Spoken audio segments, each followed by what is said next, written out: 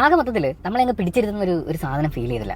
ഇങ്ങനെ പോകുന്നുണ്ട്, ബോർ അടിച്ചിട്ട് എണീറ്റ് പോകാനൊന്നും തോന്നില്ല. എസ്പെഷ്യലി ഇവരുടെ ഈ ഫാമിലി ആ ഒരു സാധനമൊക്കെ കാണിക്കുന്ന സമയത്ത് നല്ല പെർഫോമൻസ് നമ്മൾ കണ്ടുകൊണ്ടിരിക്കുകയാണ്.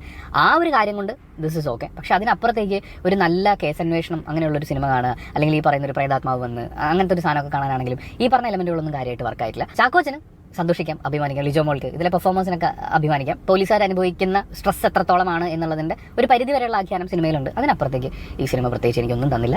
അപ്പോൾ മൊത്തത്തിൽ ഇങ്ങനെ വളരെ മിക്ക സമയത്തും ഫ്ലാറ്റായിട്ട് പോകുന്ന റിപ്പീറ്റേറ്റീവ് ഓഫ് സീൻസ് ഉള്ള ഇൻവെസ്റ്റിഗേഷനിലോ അതുപോലെ തന്നെ ഇതിൻ്റെ ഡെവലപ്മെൻറ്റിലോ യാതൊരു എൻഹാൻസ്മെൻറ്റും ഇല്ലാത്ത ഒരു 2 മണിക്കൂർ 28 മിനിറ്റ് അത് വിചാരിച്ചത് ഒരു അപരാധ സിനിമയല്ല, ഒരു സൈക്കോളജിക്കൽ ഒരു മിസ്റ്ററി. എനിക്ക് തീരെ ഡൈജസ്റ്റ് ആവുന്ന മിസ്റ്ററി. മ്യൂസിക്കും അടിപൊളി ഡയറക്ഷനും നല്ല കിടിലൻ കാസ്റ്റിംഗും വന്നതോടുകൂടി സിനിമ വേറെ ലെവലായി. അപ്പൊ എനിക്ക് അങ്ങനെയാണ് പറയാനുള്ളത്. മസ്റ്റ് വാച്ച് ആൻഡ് തിയേറ്ററിൽ പോയി കാണാൻ ശ്രമിക്കാൻ. എപ്പോഴും തിയേറ്ററിക്കൽ വാച്ച് എന്ന് പറയുന്നത് ഭയങ്കരം തന്നെയാണ്.